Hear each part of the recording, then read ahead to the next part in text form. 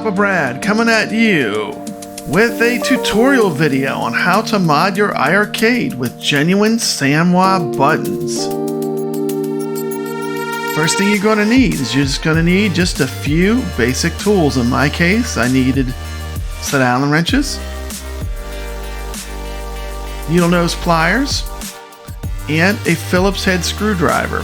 Now, the only reason I need the Allen wrench is because I have a custom drink holder from iiRcade, and that uses an Allen wrench.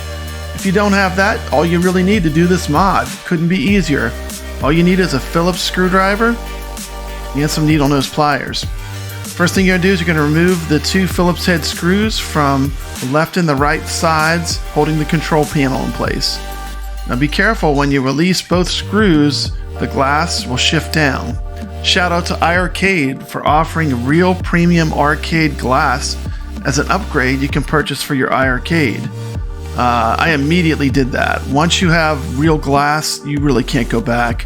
It's crystal clear, it's easy to clean. Love the glass.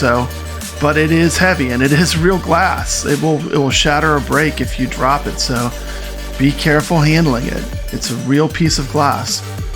Take out the two screws. You're going to see the glass will move in just a moment. The most important thing with doing this mod is take your time and don't rush. You really got to go slow and be careful. But it's not hard. I mean, it's very, very simple mod. Here's a photo of the SANWA. These are the exact buttons I'm using if you want to take a screenshot. They're available in all different kinds of colors, and these are the same buttons you find in candy cabs. And this is like premium. This is as premium as it gets. And I'm opening up the SANWA buttons right now.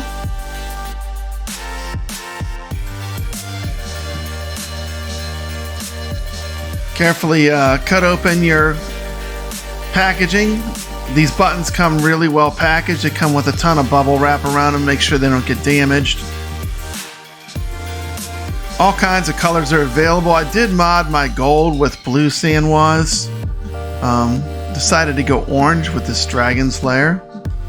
I will say this, the stock buttons, I've never had a problem. I never had one stop working. I SANWA modded my gold cab, then I SANWA modded my arcade 1-up, Marvel vs. Capcom 2, and I'm just getting really spoiled with having the real top-of-the-line SANWA buttons. So I figured it was time to give my OG original iiRcade the full SANWA treatment. These are an exact fit. The connectors are an exact fit, the button size, and oops, I accidentally pulled out my cable from my GRS switching gate. Here's a close-up of the button, what it looks like. Genuine SANWA. Buttonholes size is perfect. They'll just fit right in there. Most important step here is really take your time. You don't want to use too much force and damage cracking any of the artwork on the top side, so go slow. Going slow is key. And I did develop a strategy. What I ended up doing is when I did the second side, I pushed them all through first.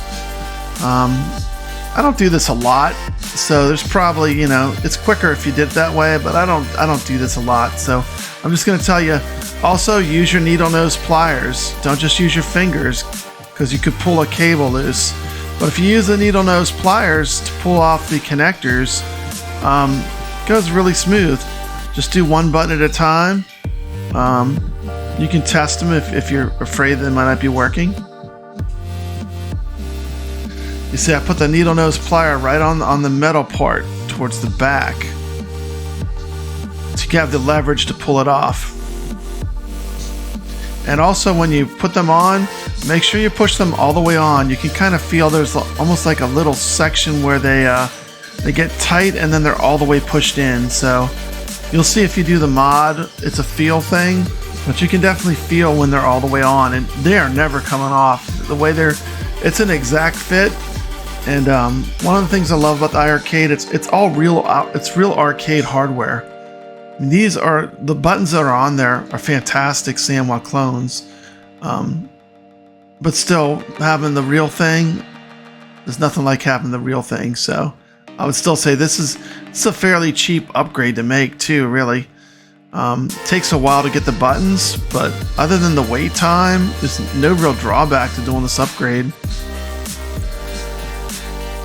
Can't wait to play some shmups and some fighters with these SANWA buttons.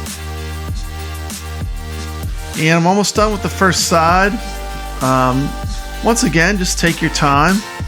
There's no electricity, like you're not going to shock yourself with these wires. I'm super careful, so like I turned the machine on, I put on, I believe it was Breaker's Revenge, and a couple other games to make sure I checked all the buttons to make sure they were functioning. But as long as the two wires are connected, you're pretty much going to be golden.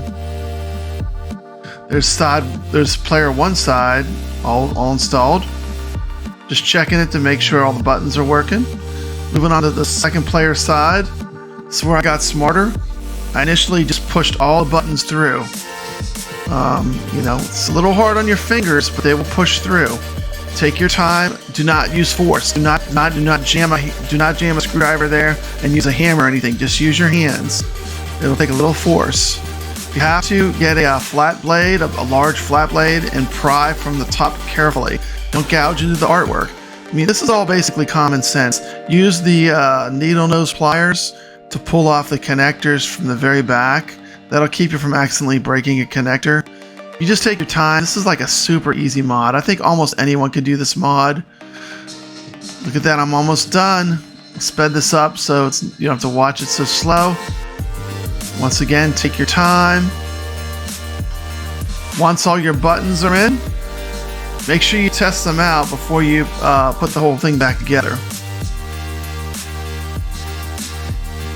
Always like using fighters, see if the special move pulls off. Fantastic though, the SANWA buttons, this is a nice upgrade. And also kind of have a little bling, because they have a ton of color choices you can pick with the real SANWA buttons. I went with the orange. If I wanted to keep it classic, I could have went with red and black, where you couldn't tell. Okay, I'm going to show a little bit of the GRS gate switcher.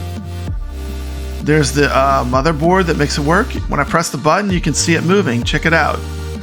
And that switches from a perfect 4-way to a perfect 8-way gate. Now, I did not have to drill that hole all the way through the cab. I could have probably stopped before it went all the way through, and it still would have worked fine, but, I don't claim to be a modder, and you can't see it anyway when you're playing the game, but it is a little deep. So if you're putting on the original cap, I do have a video. I'm going to put that, I'm going to connect that. Just go up to the right corner, and you'll see I'll have a link to the video that shows how to install the GRS mod. Gate switcher on an original iiRcade, wiping it down real nice. I mean, this cab has a ton of play on it. Putting in my real arcade glass, hold it in place, and then put the screw in. Now I'm putting on my drink holder with the Allen key. And let's button this up. Putting in my gate restrictors. And there you go. One Dragon's Lair iiRcade, fully modded to SANWA controls. Thanks for watching. If you like this video, please hit thumbs up. Consider joining Papa Brad's Gaming if you like home arcade content, as I cover all the machines, and I have all kinds of cool stuff on this channel. So consider subscribing. I hope this is helpful to people that want to mod their iiRcade. Don't be afraid to do it. This is a great mod. As you're chasing those high scores, having the best controls available on Earth in your machine, can't hurt.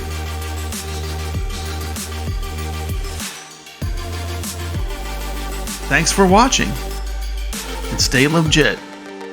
This has been Papa Brad.